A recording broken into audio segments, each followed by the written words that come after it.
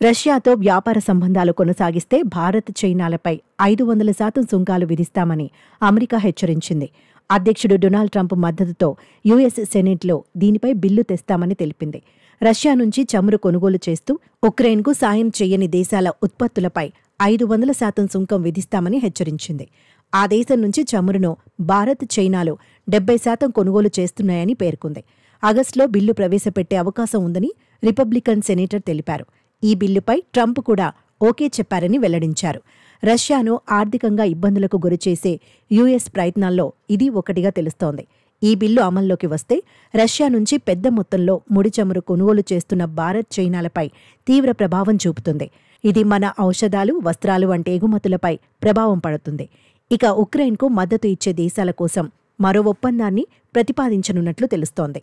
భారత్తో త్వరలోనే వాణిజ్య ఒప్పందం కుదరనుందని అమెరికా అధ్యక్షుడు డొనాల్డ్ ట్రంప్ పేర్కొన్నారు. చాలా తక్కువ సుంకాలతోనే ఈ డీల్ ఉండనున్నట్టు తెలిపారు. త్వరలోనే భారత్తో ఒప్పందం కుదుర్చుకోనున్నామని, అదొక కొత్త డీల్ అవుతుందని చెప్పారు. ప్రస్తుతం భారత్ ఇంకా దాన్ని అంగీకరించలేదని, వాళ్లు డీల్కు ఒప్పుకుంటే తక్కువ సుంకాలు విధించేలా ఒప్పందం కుదురుతుందని ట్రంప్ ఇటీవలి వెల్లడించారు.